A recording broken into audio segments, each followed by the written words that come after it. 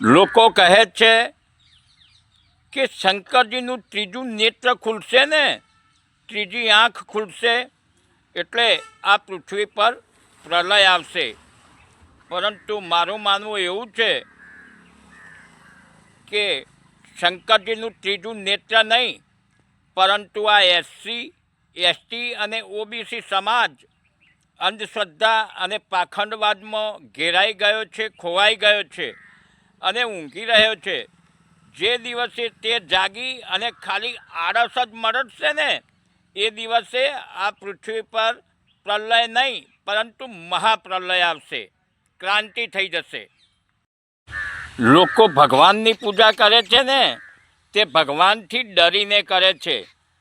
ભગવાનને પામવા પૂજા નથી કરતા, પરંતુ સ્વર્ગમાં જવા માટે, ધન દોલત મેળવવા માટે અને બીજા અનેક સુખો પ્રાપ્ત થાય તેના માટે તે ભગવાનની પૂજા કરતા હોય છે. લાલચમાં ભગવાનની પૂજા કરે છે.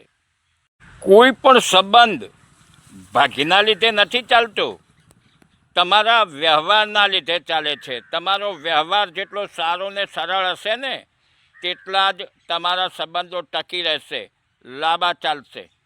અને કહે છે ને, બાબાઓનો ધંધો પાખંડવાદ પર ચાલે છે.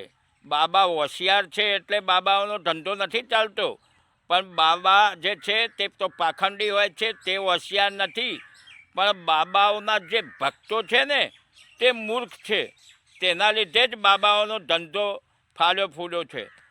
જેટલા બાબાઓના ભક્તો મૂર્ખ, એટલા બાબાઓ હોશિયાર અને તેમનો ધંધો એટલો વધારે ચાલતો હોય છે. આપણો ભારત દેશ એક એવો દેશ છે જ્યાંની છોકરીઓ પૂરા વર્ષની અંદર કેટલા વ્રત આવે છે તે જાણતી હોય છે, પરંતુ ભારતીય બંધારણમાં તેમની શું હક્કો છે તેમના માટે અને તેમની શું ફરજો છે, તેમના હક માટેના કયા કાયદા છે તે બિલકુલ નથી જાણતી. જ્યાં જ્યાં જૂના અવશેષો મળ્યા, ધરતીમાં ખોદકામ થયા અને જૂના અવશેષો મળ્યા, ત્યાં કરોડો વર્ષ પહેલાંના ડાયનાસોરના કંકાળ મળ્યા, સિંધુ ઘાટીના ઘણા બધા અવશેષો મળ્યા, બુદ્ધની મૂર્તિઓ મળી અને બીજા ઘણા બધા સામ્રાજ્યોના અવશેષો પણ મળ્યા.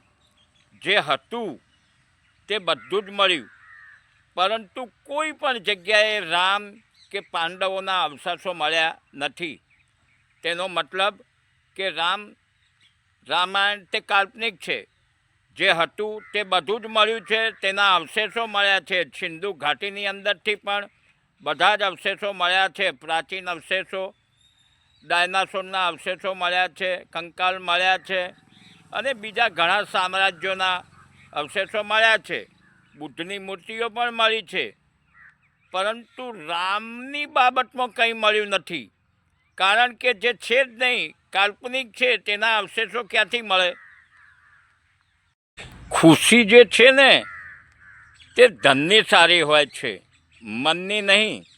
કેમ કે ધનની ખુશી છે ને, તે અહંકાર પેદા કરે છે, અભિમાન પેદા કરે છે, અને મનની ખુશી તે સંસ્કાર પેદા કરે છે. વાત સમજવા જેવી છે દોસ્તો. ન સમજાય તો ફરી સાંભળો, સમજો અને હોશિયાર બનો.